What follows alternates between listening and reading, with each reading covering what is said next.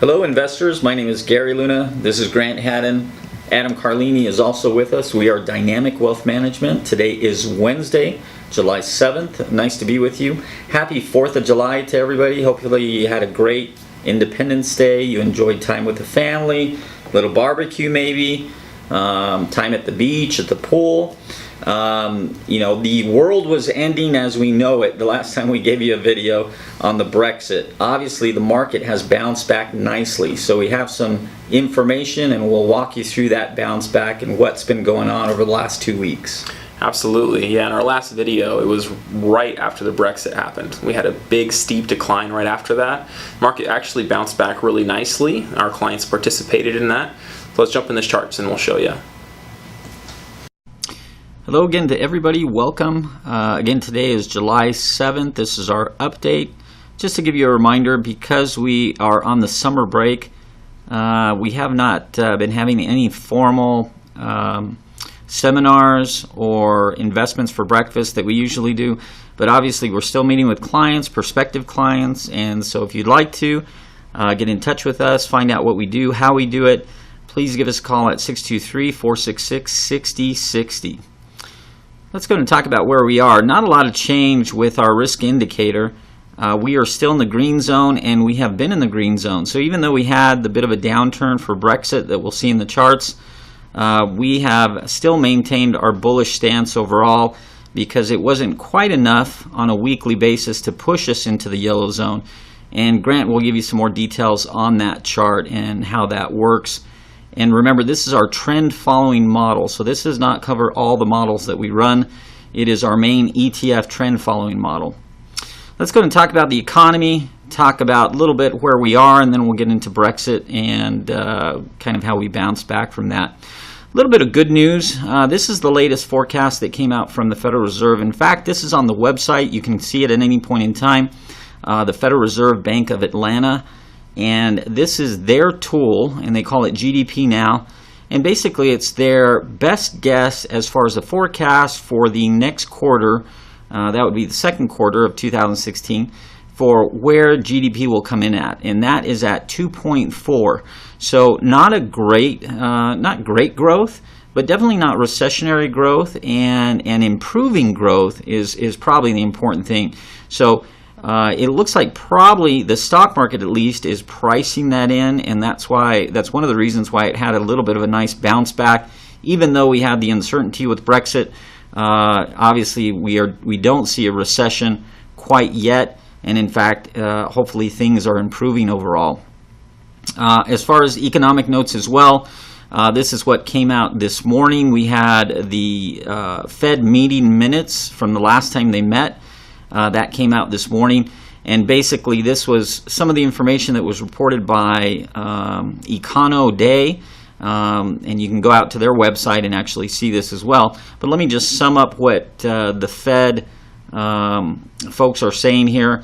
One of the things that held them off from raising short-term rates at that time was, you'll remember last month we had a terrible jobs report in May where we only had reported 38,000 brand new jobs, and that gave the Fed a real pause as far as their voting. In fact, they were very dovish on raising rates and holding rates off, and in fact it was an overwhelming 10-0 vote to not raise rates and to hold rates at bay. Now the outlook, at least as reported by EconoDay, it looks like the focus is going to be on this Friday's unemployment report. That's the next thing that they're going to look at to try to get a feel for where the labor market is, where the economy is going, and that will give us more insight whether we do have a rate increase in the near future or not. So we'll have to wait and see how that pans out. One other chart before I turn things over to Grant as far as the economy. And actually this gets into the bond market, which we have been watching, and very interesting out there. If you have not been watching this, it's something that you want to pay attention to as an investor. What you're seeing here is a chart that was reported by MarketWatch in an article that came out today. And what we're seeing here is a bunch of the major economies and countries around the world, a lot of them European-based. Here you have the United States. And what you're seeing here is the yield curve going out from 1 year all the way out to 30 years. Notice that Switzerland has negative rates all along the way, even out to their 30-year bond, right? So picture it, that if you sign up for their 1-year bond, right, so it expires in 1 year, it matures in 1 year, I should say, you will be paying them 1% to hold that bond, right? Or they are charging you, would be a better way to say it. In contrast, obviously you can see down here in the green, the U.S. is not in negative rates. But what this does paint a really good picture is notice the number of countries and the number of bonds in different positions on that yield curve are already in the negative area. Why is that? Basically, that means there's been a lot of demand for bonds.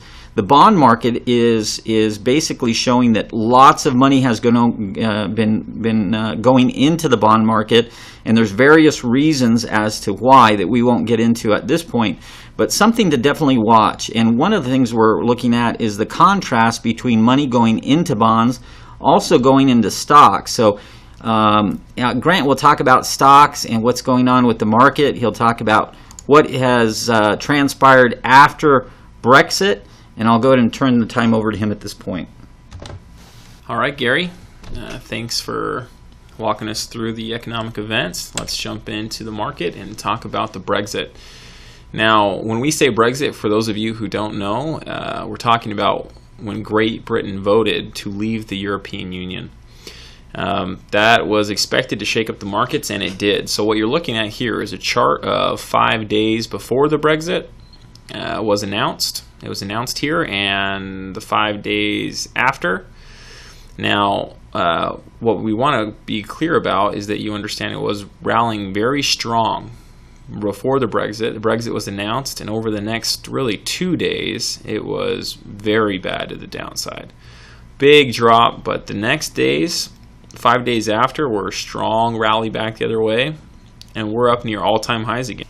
So what we have here is the 5 days before the Brexit bottom. And if we average it all out, you'll see that it was definitely a risk-off environment. We see treasuries and we see gold really rallying strong because of the fear that the Brexit was going to come and that Great Britain was going to vote to leave the European Union.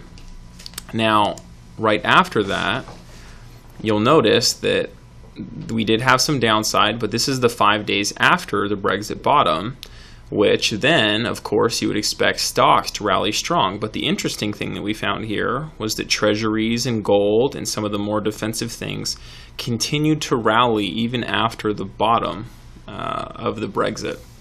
So the market, basically, the point to see here is that defensive things did well on the way down, and defensive things did well on the way back up. Now, good for us in our conservative and in our moderate portfolios, we hold a good little chunk of treasuries that are kind of right in between these short-term and long-term treasuries, which has helped our portfolios.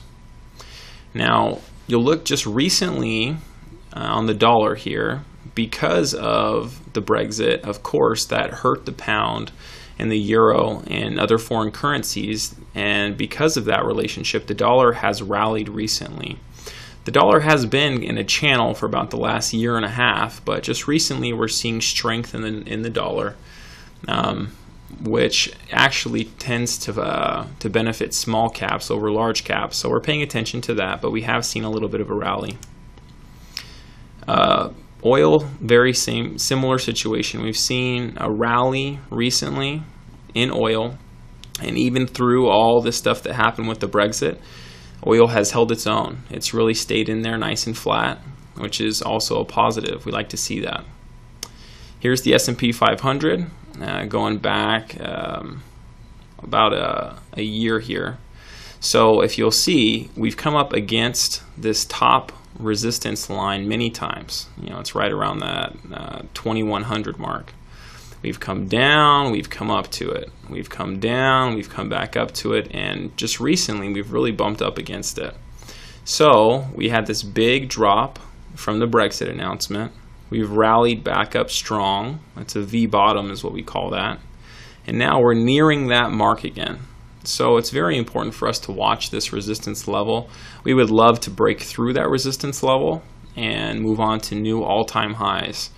But the market hasn't been able to do that for quite some time. So we're going to watch that area carefully and use that to help us make good decisions. But if we do break through this line here, it'll be good news. So definitely an area to watch. What does all this mean for our current allocations? Well, to Gary's point earlier, our allocations have not changed in a while. You'll notice, well, we've been above this yellow line for many weeks now. And just last week, in the middle of the week, you'll see this green bar came down beneath this yellow line. So if it would have closed out the week there, we would have changed and became a little bit more defensive. But we did not. We stayed in our green allocation and we participated on the V bottom and the bounce back, which was great for our client portfolios. So still in the green zone. We're about as high into the green zone as we've been, probably about a 3% cushion to the downside before we would make changes. So our clients are in these green allocations, at least the clients that are in the ETF model. We have other models which we want to talk about more in future videos, but in our core ETF models, if you're a conservative client, you're 60% in, 40% defensive. A moderate client, you're 80% in, 20% defensive, and a growth client is all the way in. So these clients have definitely benefited from the uptick in the market recently.